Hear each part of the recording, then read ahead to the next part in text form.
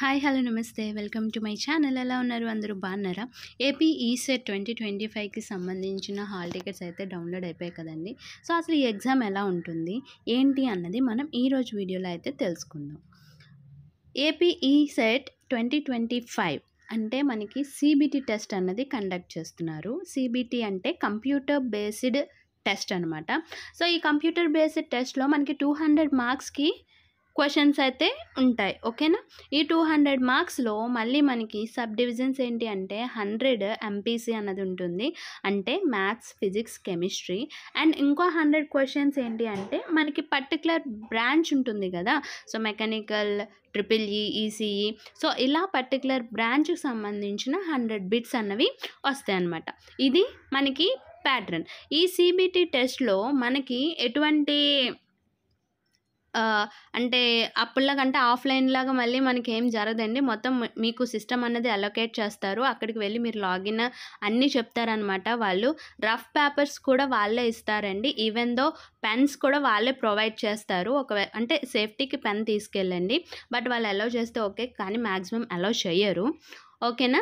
So rough paper అన్నది వాళ్ళే provide చేస్తారు.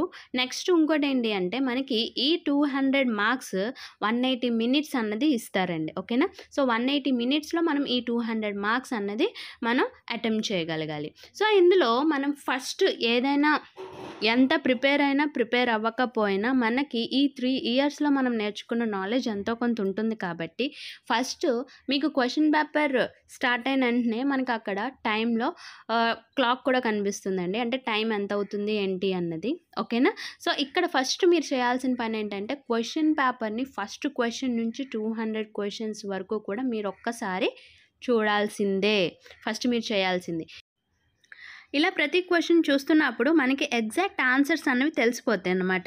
సో ఎలా కాదనుకున్నా మనకి ఒక 50 to 60 బిట్స్ అన్నవి మనకి ఎగ్జాక్ట్ ఆన్సర్స్ అన్నవి మనకి తెలిసిపోతాయి. అంటే మనం ఎంతో కొంత ప్రిపేర్ అవుతాం కాబట్టి మనకి 60, ఒకవేళ ఇంకా కొంచెం ప్రిపేర్ అయితే మినిమం 80 క్వశ్చన్స్ ఫస్ట్ అటెంప్ట్లోనే మనం అటెంప్ట్ చేయగలుగుతాం. ఇంకొన్ని క్వశ్చన్స్ అంటే 50% క్వశ్చన్స్ ఏంటి అంటే మనకి కోర్ నుంచి, అంటే ఒక పేపర్ పెన్ బేస్ చేసుకొని చేయాల్సి ఉంటుందన్నమాట. అంటే కొన్ని ప్రాబ్లమెటిక్ అన్నవి ఇస్తారు. సో ప్రాబ్లమెటిక్ అన్నారు కదా, మనం అంతా క్యాలిక్యులేటర్లో చేయటం అలవాటు అయింది, మనకి ఇప్పుడు క్యాలిక్యులేటర్ అలౌ చేస్తారా అంటే అలౌ చేయరు.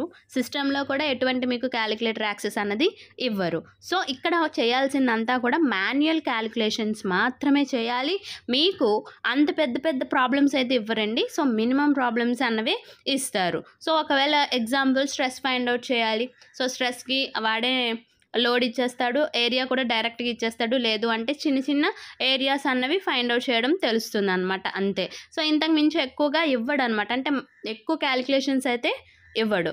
ఓకే? సో క్యాలిక్యులేషన్స్ కూడా మనం ఈ పేపర్ పెన్ మీదే బేస్ చేసుకునే చేయాలి, క్యాలిక్యులేటర్ అనేది అలో చేయరు. నెక్స్ట్ ఇంకో విషయం ఏంటంటే వాచెస్ అండి.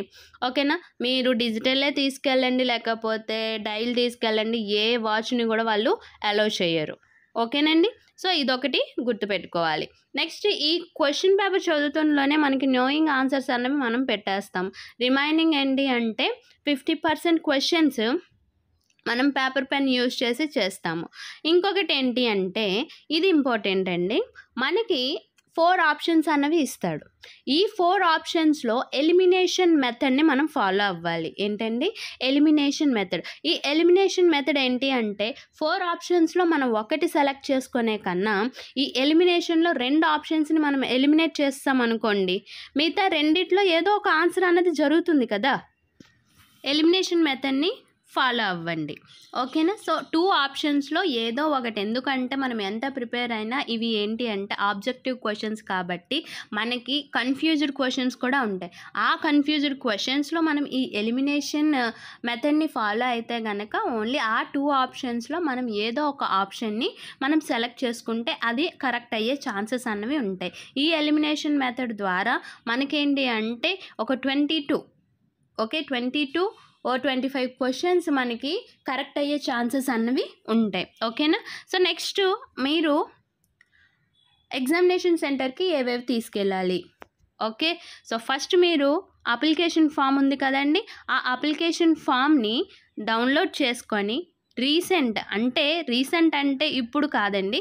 మీరు ఫోటోగ్రాఫ్ తీసుకున్నారు కదా అప్లికేషన్‌లో పెట్టడానికి రీసెంట్ ఫోటోగ్రాఫ్. ఆ ఫోటోని అంటించి మీరు మీ ప్రిన్సిపల్‌తో గెజిటెడ్ సైన్ అన్నది చేయించుకోవాలి. అలాగే సెకండ్‌ది హాల్ టికెట్ కూడా డౌన్లోడ్ చేసుకొని తీసుకెళ్ళాలి. నెక్స్ట్ థర్డ్ వన్ ఏంటి అంటే ఐడీ ప్రూఫ్ అండి. అంటే ఆధార్ కార్డ్ అనేది తీసుకువెళ్ళండి. ఓకేనా? ఈ 3 డాక్యుమెంట్స్ కంపల్సరీగా మీరు తీసుకెళ్ళాలి. నెక్స్ట్ మీకు అలొకేట్ చేసిన కంప్యూటర్ సిస్టమ్ దగ్గర మీరు లాగిన్ అయిన తరువాత మీ పేపర్ మీరే రాయండి. ఎందుకంటే అందరికీ 200 క్వశ్చన్సే వస్తాయి, కానీ సేమ్ ప్యాటర్న్‌లో రావు. అంటే ఫర్ ఎగ్జాంపుల్ మీకు ఫస్ట్ క్వశ్చన్ అయితే ఏదో ఒక క్వశ్చన్ ఫస్ట్ క్వశ్చన్ అయిందనుకోండి, మీ పక్కనున్న వాళ్ళకి అది ఏ 10th క్వశ్చనో 25th క్వశ్చనో కూడా అవ్వచ్చు. అయ్యే ఛాన్సెస్ కూడా ఉన్నాయి. కాబట్టి మీ పేపర్ మీరు ఎగ్జాక్ట్‌గా అటెంప్ట్ చేయండి. ఏం టెన్షన్ పడొద్దు. నెక్స్ట్ ఇంకొక ఇంపార్టెంట్ విషయం ఏంటి అంటే మీరు ఆన్సర్ పెట్టిన ప్రతిసారి కూడా సేవ్ చేయాలండి. ఓకే? సేవ్ చేస్తేనే మనం పెట్టిన ఆన్సర్ అక్కడ మనకి లాక్ అయినట్టు అనుకోవచ్చు. ఓకేనా? మీరు అక్కడ సేవ్ చేయకపోతే అక్కడ క్వశ్చన్ మార్క్ అక్కడ మనకి రైట్ సైడ్‌లో రెడ్ మార్క్‌లో కనిపిస్తుంది. మనకి ఇప్పుడు 200 క్వశ్చన్స్ ఉన్నాయి కదా! 200 నంబర్స్ ఉంటాయి. ఆ 200 క్వశ్చన్స్‌లో మనం ఎన్ని విజిట్ చేసాము, ఎన్ని ఆన్సర్ చేసాము, ఇంకా ఆన్సర్ చేయాల్సినవి ఎన్ని ఉన్నాయి అన్నీ కూడా మనకి అక్కడ చూపించేస్తుందన్నమాట. ఓకే? మీ రైట్ సైడ్‌లో ఉంటుంది. నెక్స్ట్ ఇందులో సేవ్ చేసిన ప్రతీదీ కూడా గ్రీన్ కలర్‌లోకి వస్తుంది. ఇదొకటి గుర్తుపెట్టుకోండి. నెక్స్ట్ మార్క్ రివ్యూ అన్నది కూడా చేస్తాం కదా! సో, మార్క్ అండ్ రివ్యూ అన్నది పెట్టుకుంటాం కదా!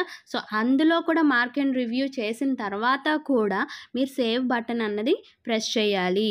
ప్రతి ఈచ్ క్వశ్చన్‌కి కూడా మీరు సేవ్ అన్నది చేయాలి. సేవ్ చేసిన తర్వాత అక్కడ మీరు ఫస్ట్ ఎన్ని క్వశ్చన్స్ అయితే చేస్తున్నారో ఏంటి అన్నది ఫస్ట్ నేను చెప్పినట్టుగా క్వశ్చన్ పేపర్ మొత్తం అంతా చూడండి. ఎగ్జాక్ట్ క్వశ్చన్స్ మీకు వచ్చినవన్నీ ఆప్షన్స్ అన్నది పెట్టి సేవ్ చేయండి. నెక్స్ట్ ప్రాబ్లమేటిక్ వస్తే ప్రాబ్లమేటిక్ కూడా చేసేయండి. చేసేసిన తర్వాత మీరు అప్పుడు ఎలిమినేషన్ మెథడ్‌ని ఫాలో అవ్వండి. ఈ ఎలిమినేషన్ మెథడ్‌లో మనం ఎలిమినేట్ చేస్తాము. సో, 2 ఆప్షన్స్‌లో మనం చేసుకుంటాము. కొన్ని కన్‌ఫ్యూజ్డ్ క్వశ్చన్స్ ఉంటాయి. ఆ కన్‌ఫ్యూజ్డ్ క్వశ్చన్స్‌కి కూడా మీకు కాన్సెప్ట్ అన్నది తెలిస్తేనే మనం ప్రాపర్‌గా ఈ ఆబ్జెక్టివ్ క్వశ్చన్స్‌లో ఆన్సర్‌ని ఎగ్జాక్ట్‌గా మనం అటెంప్ట్ చేయగలుగుతాం అన్నమాట.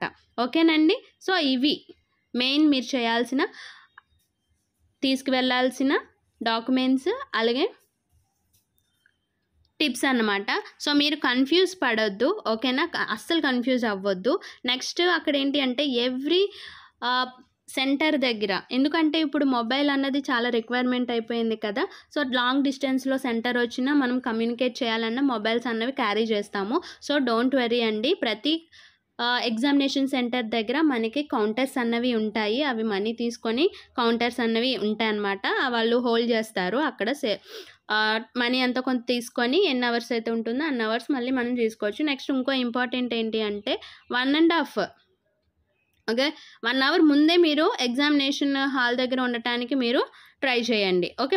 ట్రై చేయడం కాదు, మ్యాక్సిమం ఉండాలన్నమాట. ఓకేనండి? All the best. ఇది ఈ వీడియో కనుక నచ్చినట్టయితే లైక్ చేయండి, షేర్ చేయండి. Thank you for watching.